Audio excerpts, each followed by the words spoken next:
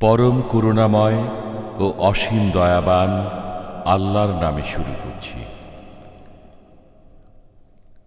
যখন কিয়ামতের ঘটনা ঘটবে, যার বাস্তবতায় কোনো সংশয় নেই, এটা নিচু করে দেবে, সমুন্নত করে দেবে।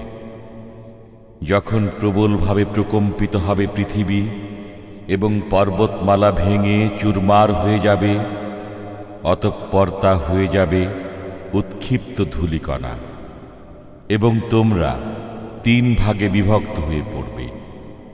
যারা ডান দিকে, কত ভাগ্যবান তারা, এবং যারা বাম দিকে, কত হতভাগা তারা। অগ্রবর্তীগণ তো অগ্রবর্তী, তারাই নৈকট্যশীল। অবদানের উদ্যানসমূহে তারা একদল পূর্ববর্তীদের মধ্য থেকে এবং অল্প সংখ্যক পরবর্তীদের মধ্য থেকে স্বর্ণখচিত সিংহাসনে, তারা তাতে হেলান দিয়ে বসবে পরস্পর মুখোমুখি হয়ে। তাদের কাছে ঘোরাফেরা করবে চিরকিশোররা, পানপাত্র, কুঁজা ও খাঁটি সুরাপূর্ণ পেয়ালা হাতে নিয়ে, যা পান করলে তাদের শিরপীড়া হবে না এবং বিকারগ্রস্তও হবে না। আর তাদের পছন্দ মতো ফলমূল নিয়ে এবং রুচি মতো পাখির মাংস নিয়ে। সেখানে থাকবে আনত নয়না হুরগণ, আবরণে রক্ষিত মতির ন্যায়। তারা যা কিছু করত তার পুরস্কার স্বরূপ। সেখানে তারা অবান্তর ও কোনো খারাপ কথা শুনবে না, কিন্তু শুনবে সালাম আর সালাম। যারা ডান দিকে থাকবে তারা কত ভাগ্যবান। তারা থাকবে কাঁটাবিহীন বদরিকা বৃক্ষে এবং কাঁদি কাঁদি কলায় এবং দীর্ঘ ছায়ায় এবং প্রবাহিত পানিতে ও প্রচুর ফলমূলে, যা শেষ হবার নয় এবং নিষিদ্ধও নয়। আর থাকবে সমুন্নত শয্যায়। আমি জান্নাতি রমণীগণকে বিশেষভাবে সৃষ্টি করেছি, অতঃপর তাদেরকে করেছি চিরকুমারী, কামিনী, সমবয়স্ক, ডান দিকের লোকদের জন্য। তাদের একদল হবে পূর্ববর্তীদের মধ্য থেকে এবং একদল পরবর্তীদের মধ্য থেকে। বাম পাশের লোক কত না হতভাগা তারা। তারা থাকবে প্রখর বাষ্পে এবং উত্তপ্ত পানিতে এবং ধূম্রকুঞ্জের ছায়ায়, যা শীতল নয় এবং আরামদায়কও নয়। তারা ইতপূর্বে স্বাচ্ছন্দ্যশীল ছিল। তারা সদা সর্বদা ঘোরতর পাপকর্মে ডুবে থাকত। তারা বলতো, আমরা যখন মরে অস্থি ও মৃত্তিকায় পরিণত হয়ে যাব, তখনও কি পুনরুত্থিত হব এবং আমাদের পূর্বপুরুষগণ?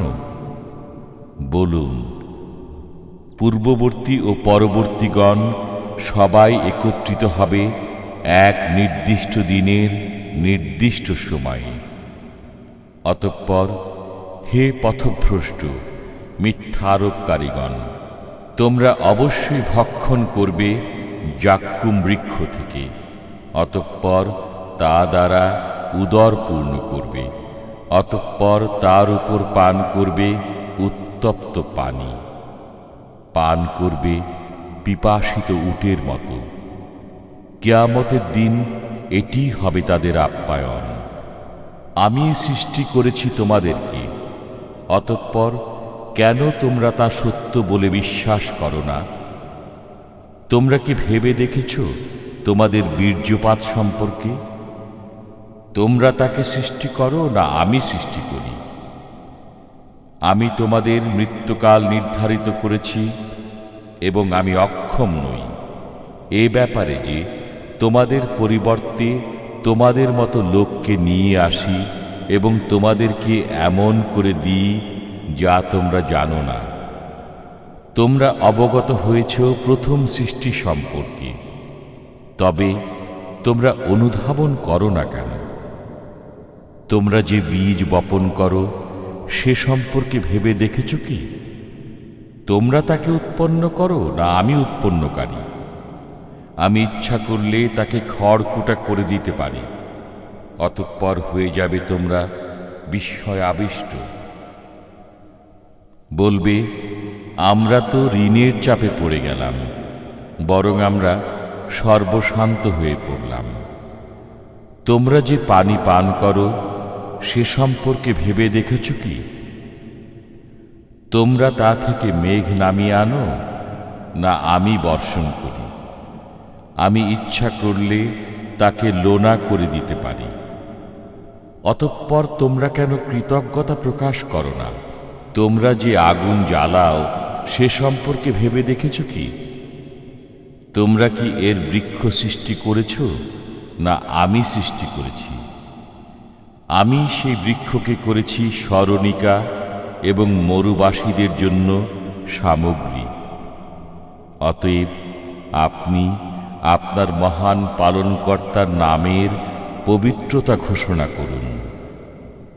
অতএব আমি তারকারাজির অস্তাচলের কসম খাচ্ছি, নিশ্চয়ই এটি একটি মহাকসম, যদি তোমরা জানতে। নিশ্চয়ই এটি সম্মানিত কোরআন, যা আছে এক গোপন কিতাবে। যারা পাক পবিত্র তারা ছাড়া অন্য কেউ একে স্পর্শ করবে না।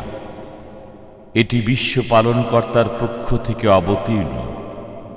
তবুও কি তোমরা এই বাণীর প্রতি শৈথিল্য প্রদর্শন করবে এবং একে মিথ্যা বলাকেই তোমরা তোমাদের ভূমিকায় পরিণত করবে? অতঃপর যখন কারো প্রাণ কণ্ঠাগত হয় এবং তোমরা তাকিয়ে থাকো, তখন আমি তোমাদের চাইতে তার বেশি কাছে থাকি, কিন্তু তোমরা দেখো না। যদি তোমাদের হিসাব কিতাব না হয় ঠিক হয়, তবে তোমরা এই আত্মাকে ফেরাও না কেন? যদি তোমরা সত্যবাদী হও, যদি সে নৈকট্যশীলদের একজন হয়, তবে তার জন্য আছে সুখ, উত্তম রিজিক এবং নিয়ামতে ভরা উদ্যান।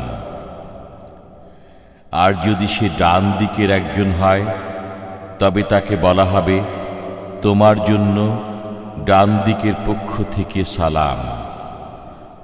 আর যদি সে পথভ্রষ্ট মিথ্যারোপকারীদের একজন হয়, তবে তার আপ্যায়ন হবে উত্তপ্ত পানি দ্বারা এবং সে নিক্ষিপ্ত হবে অগ্নিতে।